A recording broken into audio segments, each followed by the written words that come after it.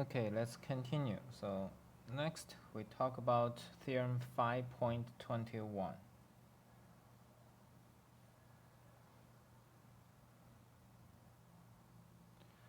It's a comparison theorem for the integrals.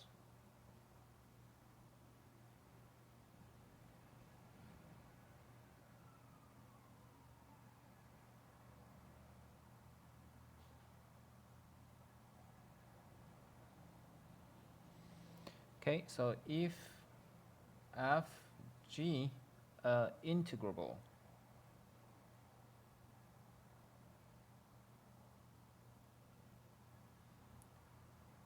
on a and b, and fx is less than or equal to g of x for all x in AB, then the integral from a to b fx dx is less than or equal to the integral from a to b g of x dx. In particular,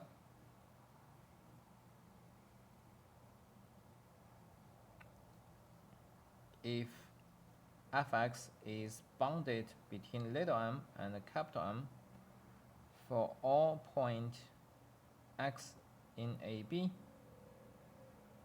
then we integrate a constant. We know that the integral is a constant times b minus a. So by this comparison theorem, we have the integral from a to b fx dx is going to be less than or equal to capital M times b minus a, and greater than or equal to little m times b minus a.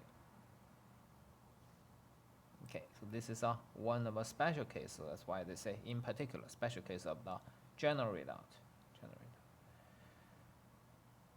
All right, so let's see. The proof is a very nice application of the definition.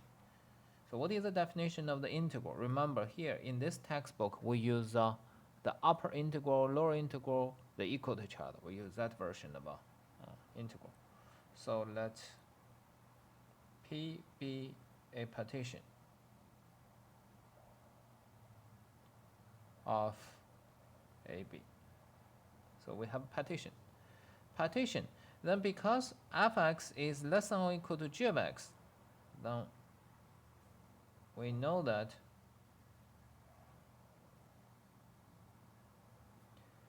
mjf is always less than or equal to mjg for j equal to 1, 2, 3 up to n. So if you restrict function f and g over each small subinterval, you still have the max fx less than gx, so that the supremum of f is less than or equal to the supremum of g. Okay, right? So it follows that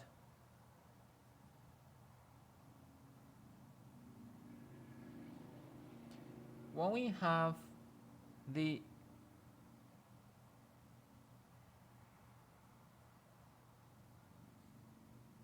upper sum of fp is going to be less than or equal to the upper sum of g of p, right? And upper sum, yes, so this is, and we know that the upper integral is the infimum, upper integral is the infimum of the upper sum, so it's greater than or equal to the upper integral from a to b fx dx. The lower integral is the supremum of the lower sum. Upper integral is the infimum of the upper sum. So, and this one is equal to the integral from a to b fx because f is integrable. So it's called integral fx. For whatever partition, we always have that the upper sum of g with respect to p is greater than or equal to this constant. So this is a lower bound, and its infimum is greater than or equal to the lower bound. So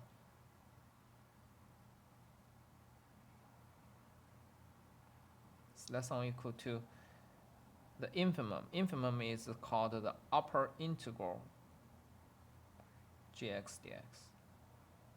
In this one, by definition, because g is integrable, so it's integral gx dx. See, you have it. You have, oops, sorry. You have this the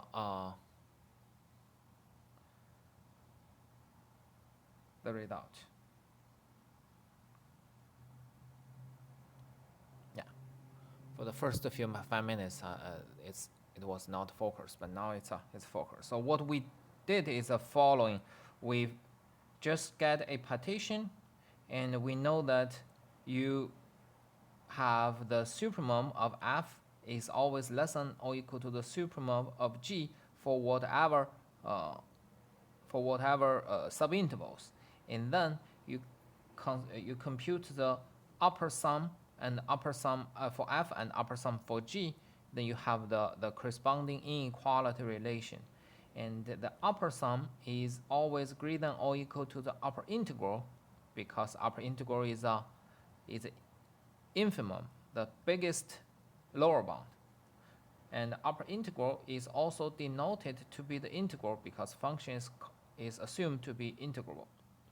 So this constant integral from a to b fx dx becomes a lower bound for all upper sum of g with respect to p.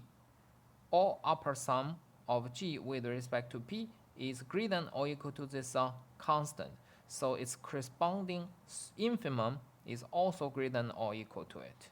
And this corresponding infimum is the upper integral, which is also the integral of g.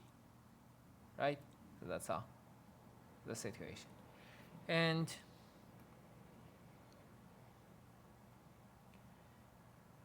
we've proved the general case. In particular,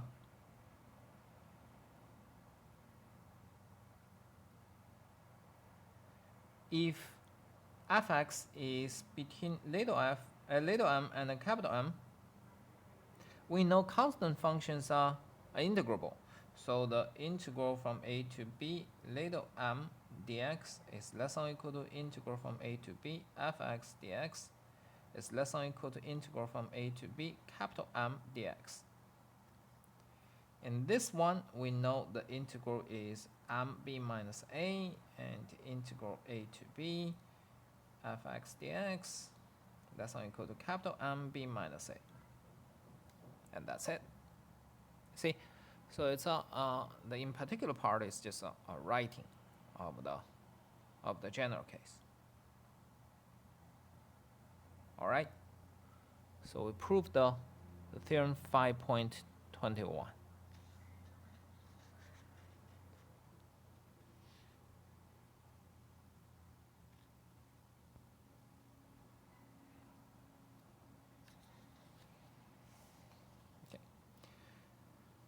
So that's a comparison, direct comparison theorem for the integral. And next,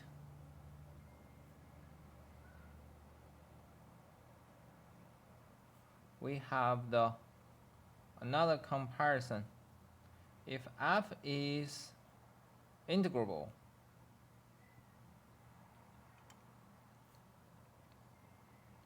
on a, b, then up's value of f is integrable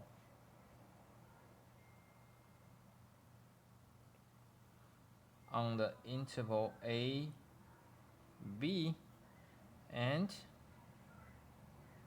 up's value of integral from a to b fx dx is less than or equal to the integral from a to b fx dx. Okay, so that's another comparison. So first of all, this comparison test will be a corollary of the previous one if we know that up's value of fx is integrable. If we know ups value of x is integrable over AB, then what we can say?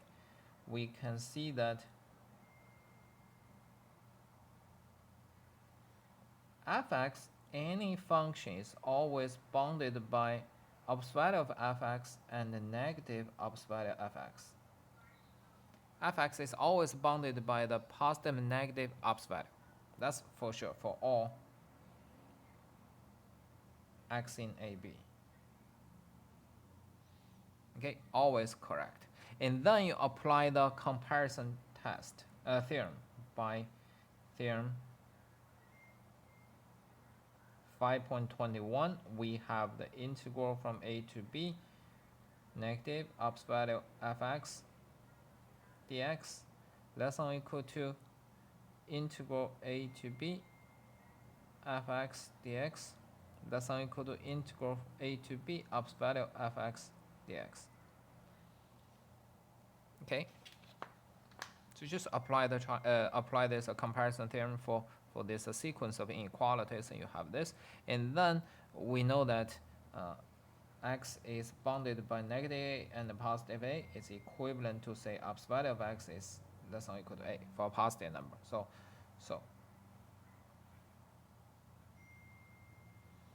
ups value of integral a to b fx dx is less than or equal to integral a to b ups value of fx dx.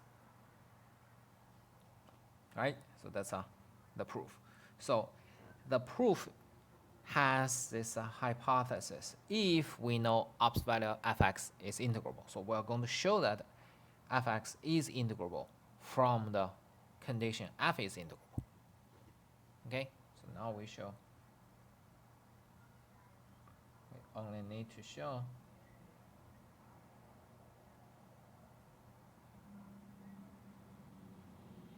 that ups value fx is integrable. Ups value fx is integrable. Okay, so integrability partition. So let P be a partition.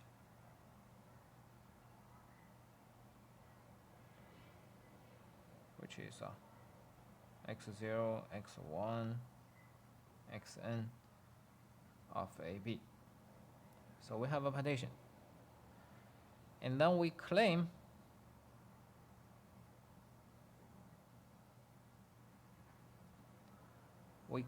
that the mj of ups value of f minus little mj of ups value of f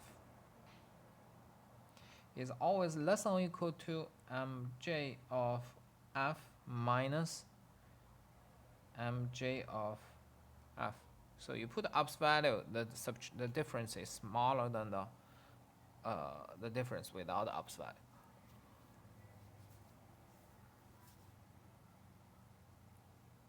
Okay, and well, this works for all the possible cases. So claim this holds for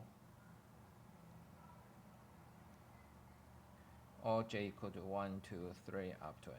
So for each subinterval, you have this condition.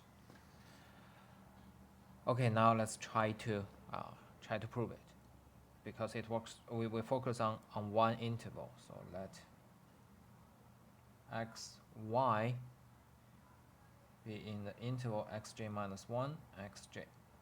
So one subinterval. Then you have several cases, actually 4 cases, fx, fy both positive, fx, fy both negative, f positive, y negative, fx positive, fy negative, fx negative, fy positive, right? All with 0 case. Sometimes one number is equal to 0, but anyway, that equal to 0 case can be included in the previous 4 cases. Let's just study the case by case. Case 1, fx positive,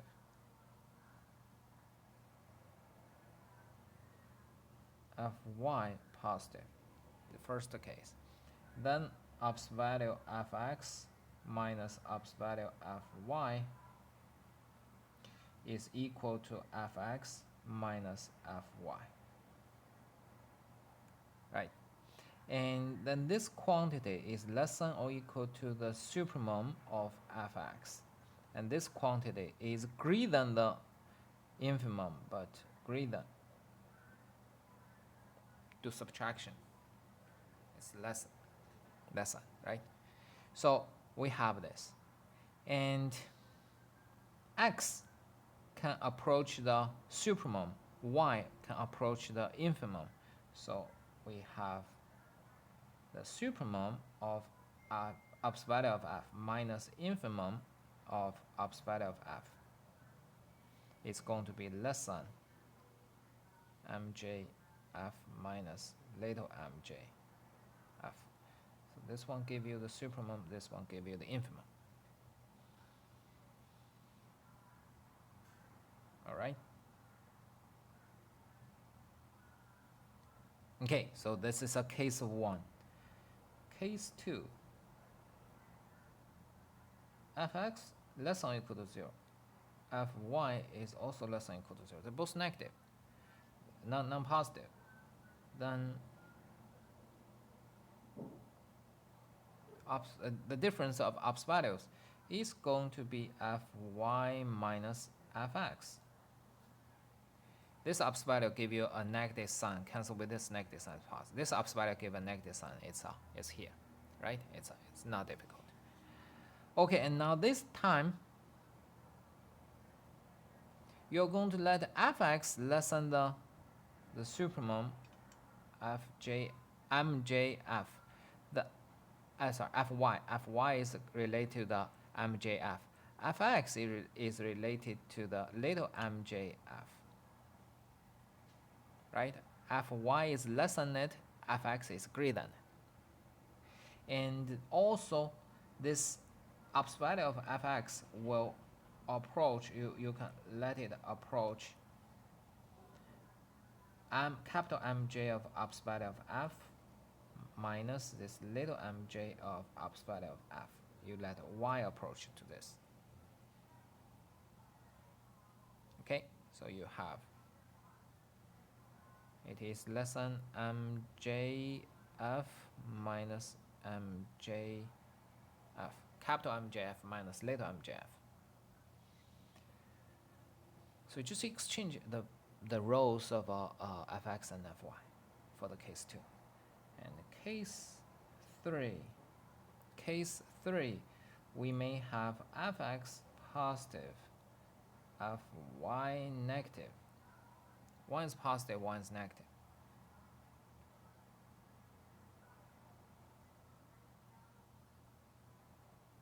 Okay, remember, if fy is negative, then the mj of f is going to be negative. This implies little mj of f is going to be less than 0.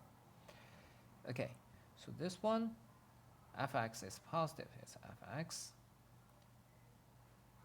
Fy is negative. Ops value of y is negative fy plus with minus signs, plus fy. Right? Because here it's negative, so you just get a negative sign. Cancel the negative sign, got the positive sign. And fy is less than 0, so it's less than fx. It is less than or equal to mj of f. Right? So this one is less than 0. So you add a negative number, it's less than, you do not add a negative number. And this one is less than mj of f minus little mj of f. You minus the negative number, it's kind of, you add a positive number. So you have this.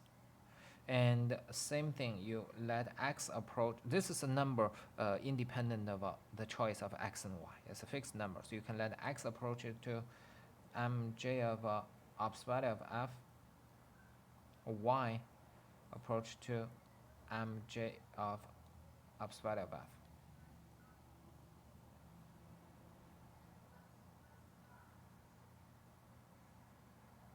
So you see, you get this case also. Okay, so the case 4. Case 4, you may have fx less than 0, fy greater than 0, and fx less than 0. Still, you have little mj of f less than 0. Okay. In this case, upper value of fx minus upper value of fy is equal to upper value of fx is negative f minus fy. Right? So it's positive, so it's minus fy. Okay, so what's next? There's both negative sign. It seems not. How do we get this positive mjf? So here, fx is greater than 0, so capital mj of f is greater than 0, right? It's greater than 0. Okay, now let's check. Subtract fy. Fy is positive minus fy is less than negative fx. So you ignore it. You ignore it, it's less than, right? Less than it. And negative fx is greater than little mjf. Negative is less than negative mjf. Right? So here, remember this fx is always greater than or equal to mj of f. So when you put a negative sign, negative f is less than or equal to negative mjf. Okay? And capital MJF is positive, so it's just less than capital MJF. You add capital MJF, you put them ahead, it's this. See, this part you directly do subtraction with a negative number. Here just do multiplication with a positive number, you still have it. And again, you let x approaches to the fx approach to mj, upper value of f, minus here it approach little mj upper value of f. It's less than mjf minus little mjf. Okay, so in this case, you still have this inequality. So in the textbook, the case 1 is included and the case 3 is included. And case 2 is symmetric to case 1, so it's not big deal. Case 4 is also symmetric, but in the sense that in the case 3, you use the negative, the infimum is negative situation. In the case 4, you possibly will use the supremum is positive situation. It's also symmetric. Okay, so either way, in all 4 cases, you will have capital MJ of absolute value of f minus little mj of absolute value of f is less than or equal to mj of f minus little mj of f. So here's the complete argument. Okay. So we're almost done about the proof. I'm almost done about the proof. So remember, what is the integrability? Integrability says given epsilon greater than 0, f is integrable on AB. There is a partition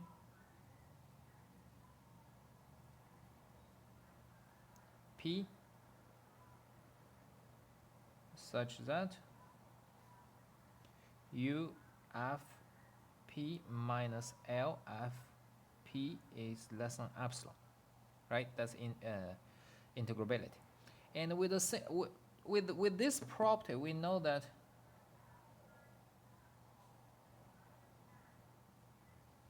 U ops value of fp minus L ops value of fp is less than or equal to U fp minus L fp is less than epsilon.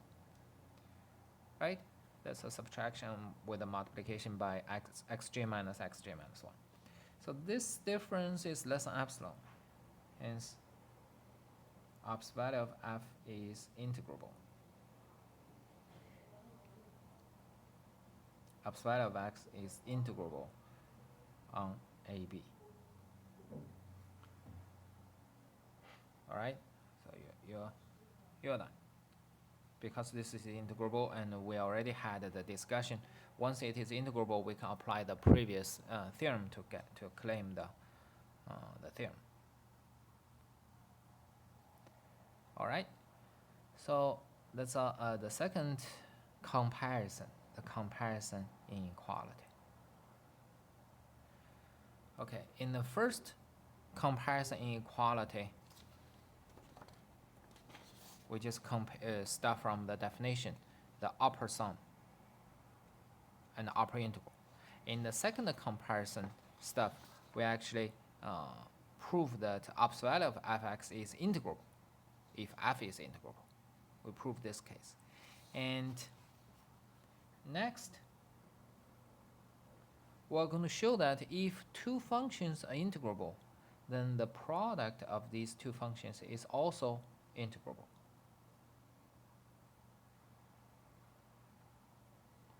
So if f and g are integrable,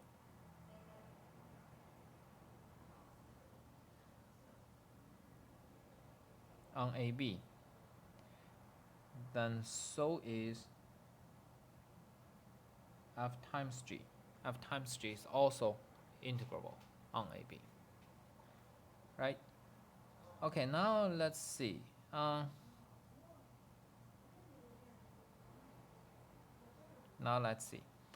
Well, f times g, it can be positive, it can be negative, it can be some point positive, some point negative. It's not easy to handle.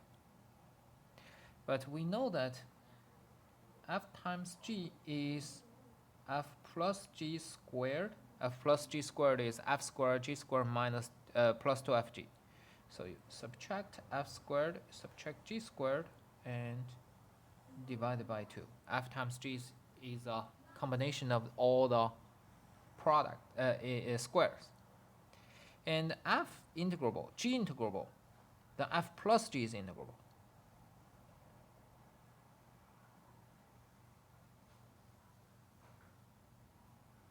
We already showed that the sum of integrable functions are integrable. So if we can show the square of integrable functions also integrable, then by this connection, f times g is integrable. So it is sufficient if we prove that f squared is integrable. Okay, f squared is integrable, then all things are done.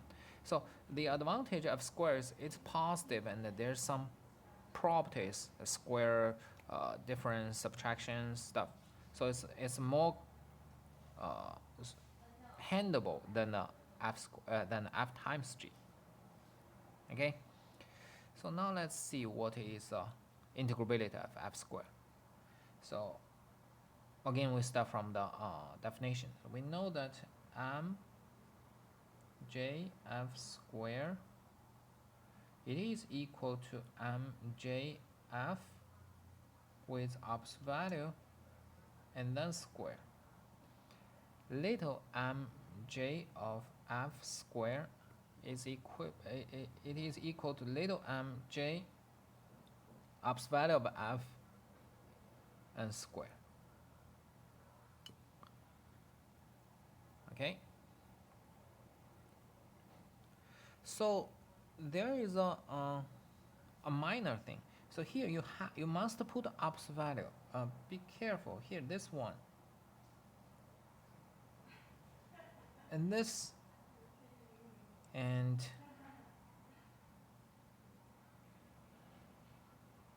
mj of f square. These two things are not equal. Okay.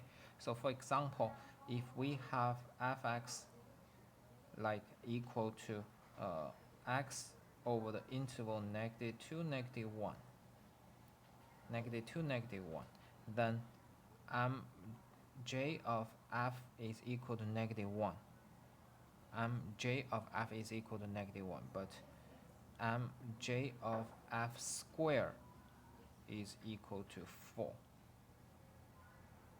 Okay, so they're different. Without ops value, they're not equal. With ops value, we have to consider the positive numbers. Okay, so here Mj of f square is equal to Mj of absolute value of f square. Here is the same thing. Without ops value, it's wrong. Okay, so let's see what we can do. Mj of f square minus little mj of f square, okay, is equal to mj of absolute value of f square minus little mj of absolute value of f square. Okay, and the difference of square, we have the property, factorization property.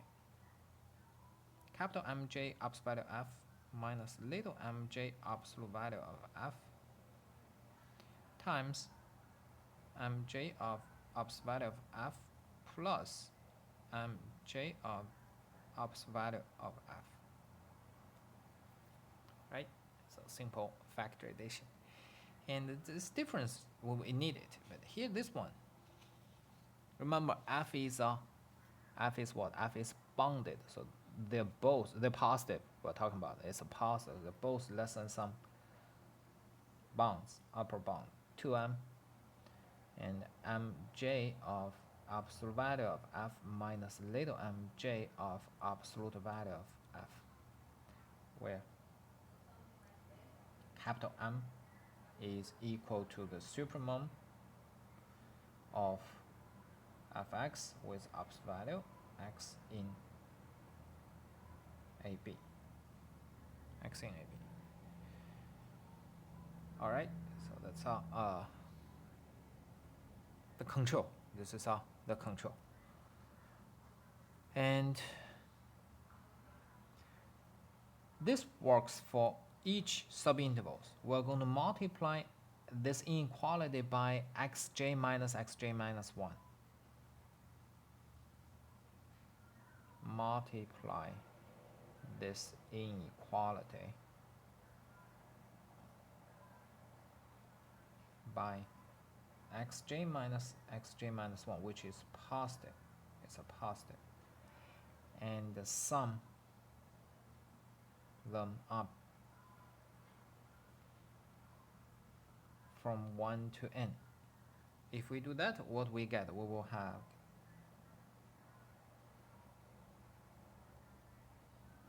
the upper sum of f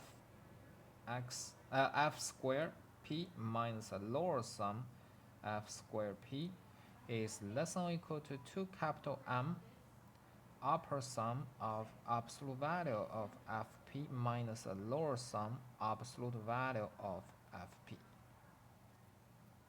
Right? So that's all. And we know that this one absolute value of f is integrable. Absolute value of f is integrable.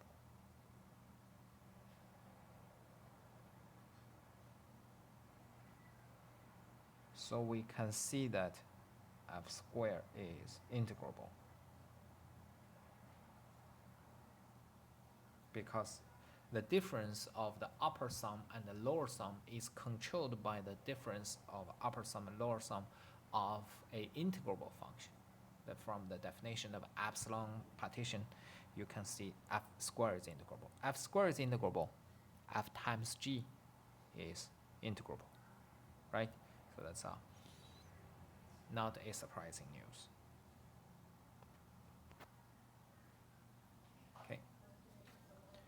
So in the differentiation part, we have the mean value theorem. This time we also have a mean value theorem.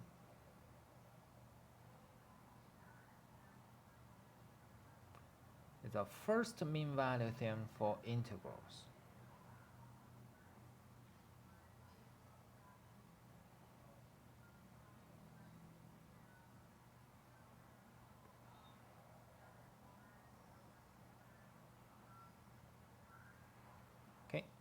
What is the first mean value theorem for integrals? Suppose that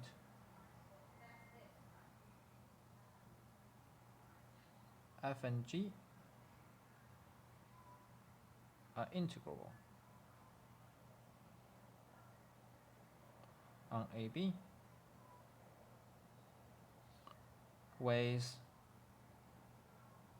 g of x non-negative for all x in AB. Okay. If little m is the infimum of fx x in AB, and capital M is the supermum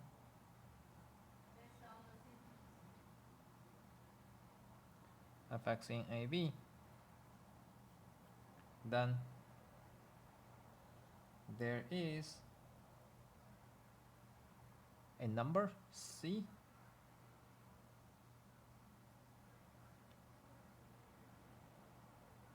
in the closed interval capital M little m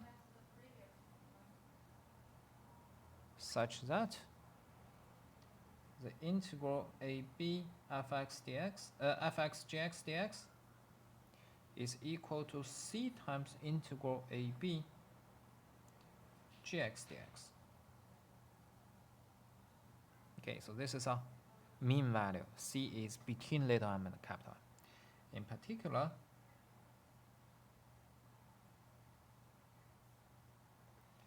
if f is continuous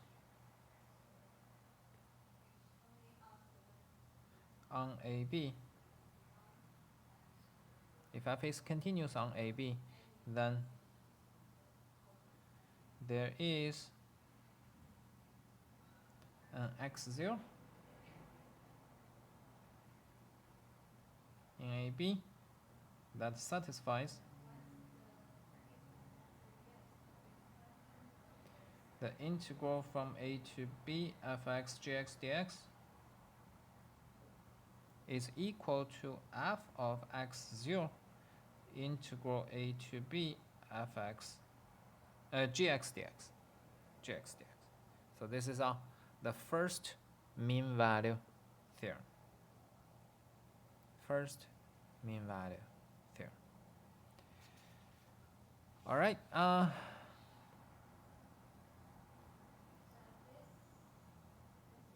Now let's see. So proof.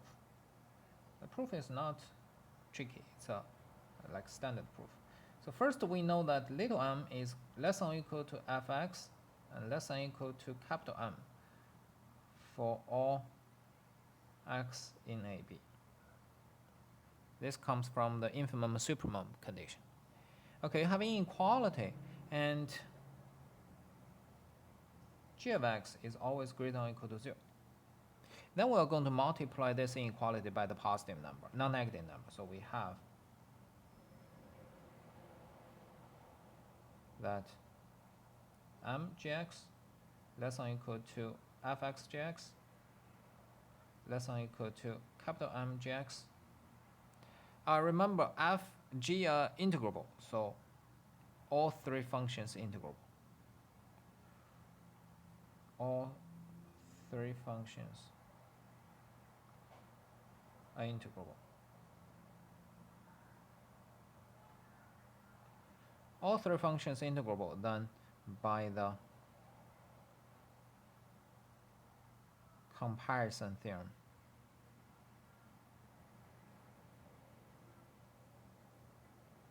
We have what? We have the integral m times integral from a to b gx dx less than or equal to integral from a to b fx gx dx less than or equal to m integral a to b gx dx.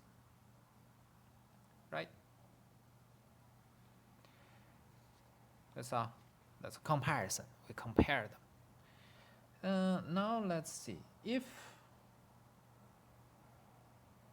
the integral a to b gx dx is equal to 0, if this term, the same term, if this term is equal to 0, so the middle term is squeezed by 0, then integral fx gx dx is also equal to 0 by the squeeze property. And then you can pick up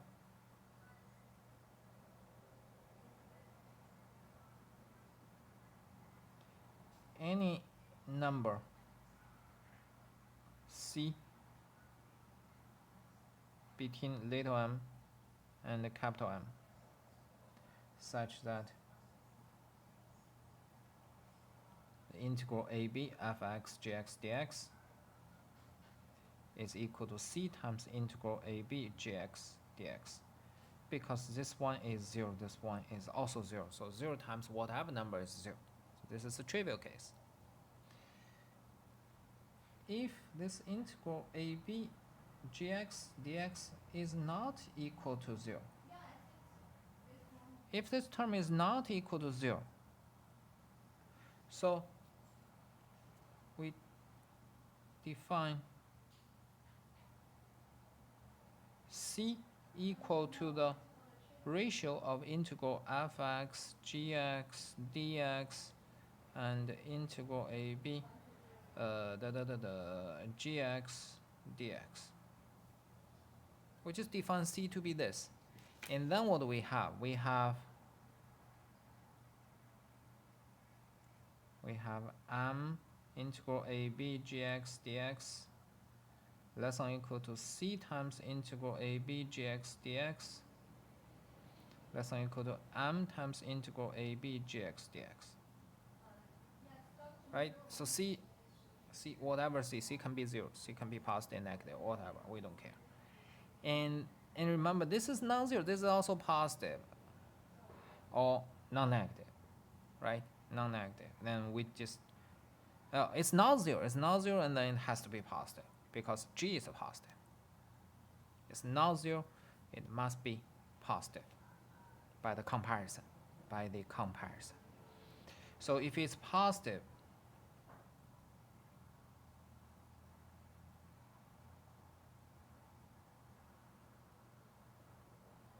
because g is greater than or equal to 0, integral is greater than or equal to 0, not 0, greater than 0.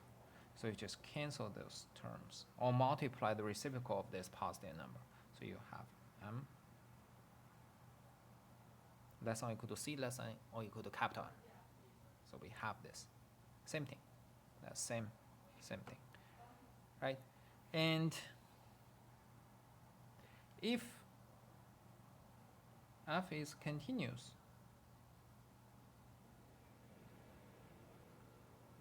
on AB, then by IVT, there is a x0 in AB with fx0 equal to c, and that's it, right? Because c is between the supremum and maximum, not supremum, the infimum and supremum, the minimum and the maximum,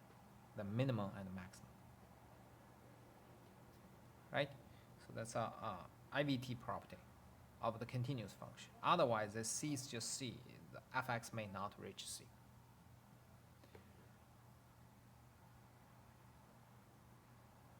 All right.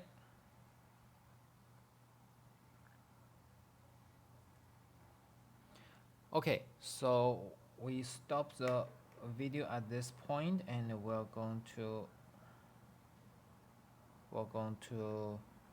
continue the next topic, the differentiability of the integral, in the next video. Okay, thank you.